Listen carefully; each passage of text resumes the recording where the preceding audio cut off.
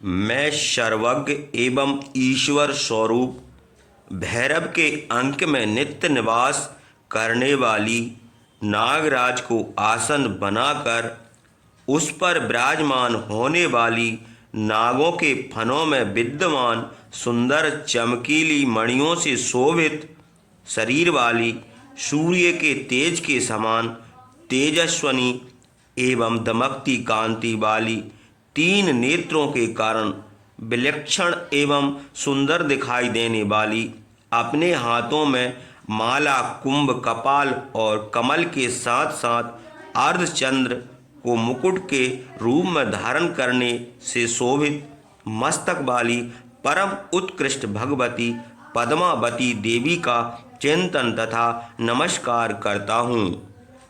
ओम ऋषि बोले, हे राजन, दूत ने देवी के मुख से ऐसे कठोर वचनों को सुनकर अत्यधिक दुख के साथ अपने स्वामी शुंभ के पास जाकर उसे विस्तार पूर्वक सारा वृतांत सुनाया। दूत के मुख से देवी के कठोर वचनों को सुनकर कुपित दैत्यराज शुंभ ने दैत्य सेनापति धूम्रलोचन को संबोधित करते हुए कहा, हे धूम्रलोचन, अति शीघ्र तू अपनी सेना सहित जाकर उस स्त्री के केस पकड़कर बलपूर्वक घसीटते हुए हमारे पास ले आओ।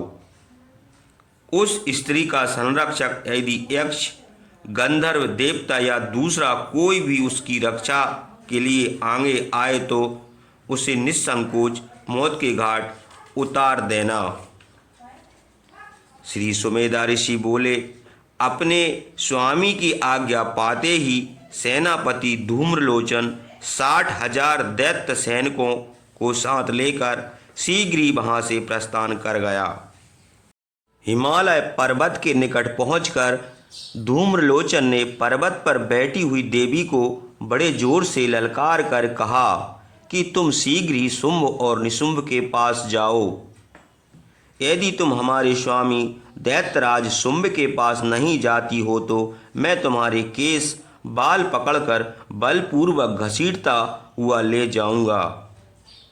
देवी बोली, हे दैत्य, तुम दैत्यराज शुंभ द्वारा भेजे गए हो, अतः तुम्हें अपने स्वामी की आज्ञा का पालन अवश्य करना चाहिए।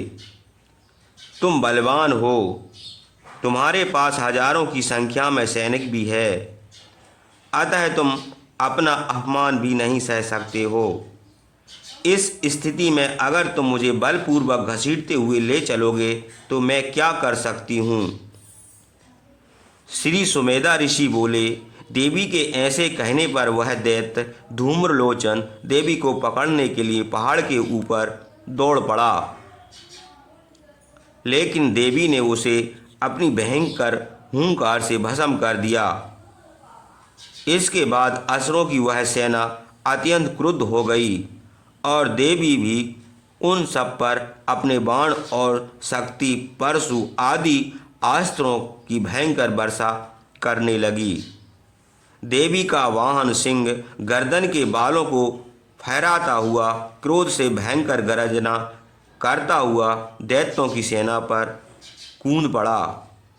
कुछ दैत्यों को चपत से मार मार कर, कुछ को मुख से चबा चबा, कुछ को पैरों से दबा दबा, और यद्यपि होंठों से दैत्यों को दबाना असंभव है, किंतु देवी की दया से कुछ को होंठों से दबा दबा कर मार डाला। देवी के वाहन सिंह ने अपने नखों नाखूनों से कुछ दैत्यों का पेट फाड़ दिया और चपत से मारकर सिर को धड़ से अलग कर डाला। सिंह के द्वारा अनेक राक्षस बिना हाथ और बिना पैर के हो गए और वह सिंह गर्दन के बाल को फहराता हुआ बहुतों का खून पीने लगा। देवी के वाहन महान शक्तिशाली क्रोधी सिंह ने एक ही क्षण में उस शक्तिशाली सैन्य बल का संहार कर दिया। देवी के हाथों उस सेनापति धूम्रलोचन का नाश और सिंह द्वारा सभी सेना का नाश का समाचार शुंभ को मिला।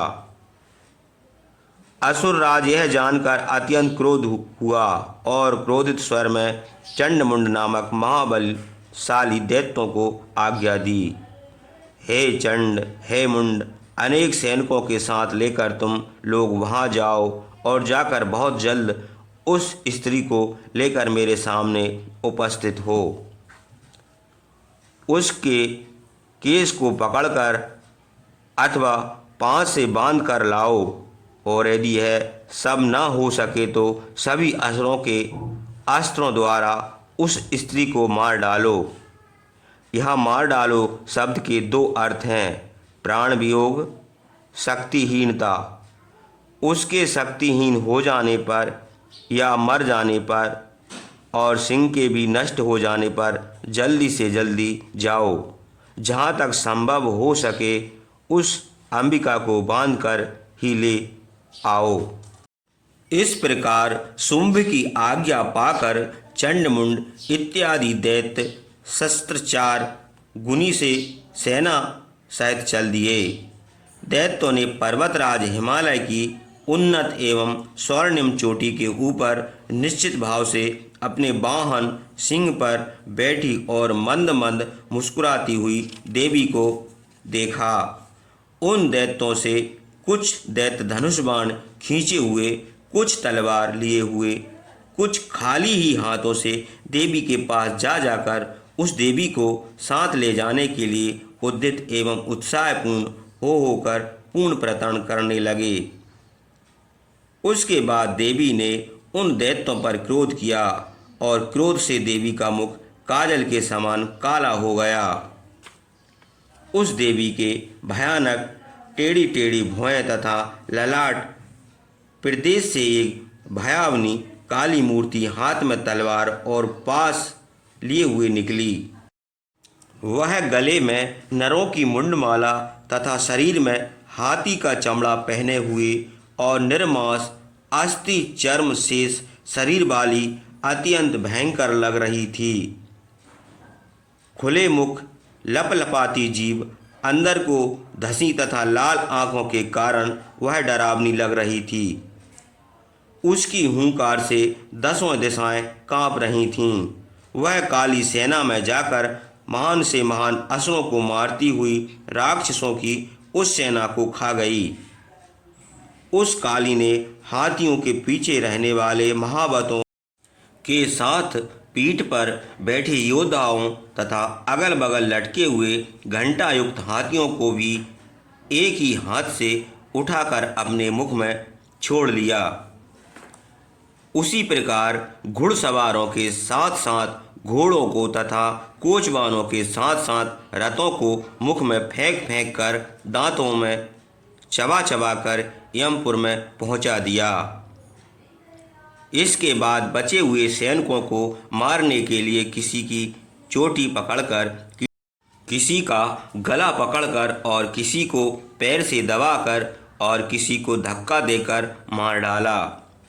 उन दैत्य महायोद्धाओं ने महान से महान अस्त्र शस्त्र का देवी के ऊपर प्रयोग किया, किंतु देवी ने सभी अस्त्रों को अपने मुंह में लेकर दांतों से चूर्ण चूर्ण कर लिया।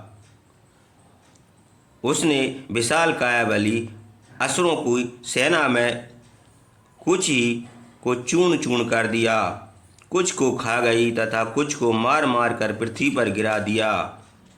देवी के द्वारा कुछ असुर तलवार से मृत्यु के घाट उतार दिए गए, कुछ खटवाड़क द्वारा मृत्यु को प्राप्त हुए तथा कुछ दांतों के धक्कों से नष्ट हो गए।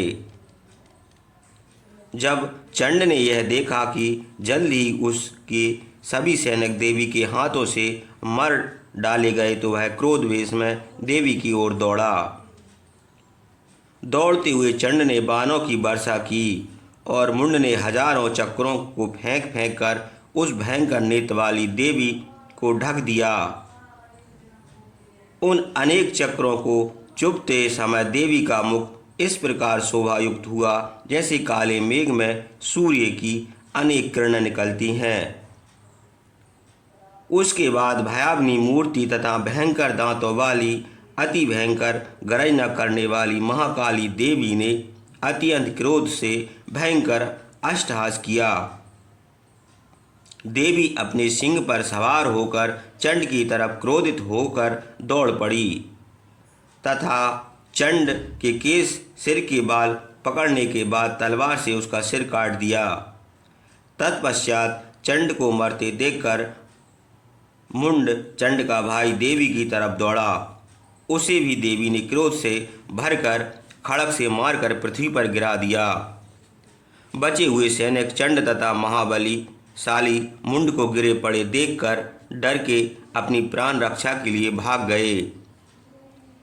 उसके बाद श्री महाकाली चंड और मुंड के सिरों को हाथ में लिए चंडिका के पास जाकर अट्टहास करती हुई बोली, हे देवी, चंड के इस युद्ध यज्ञ में आपके लिए चंडमुंड नामक 2 जानवर सदृश असुरों के सिरों को लाई हूँ।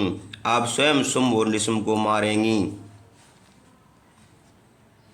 चंडमुंड के सिरों को हाथ में लेकर आई हुई काली से कल्याण मूर्ति चंडिका देवी मीठे वचनों से बोली, हे काली, तुम चंड और मुंड को मार कर ले आई हो, अतः इस संसार में चामुंडा नाम से तुम्हारी प्रसिद्धि होगी।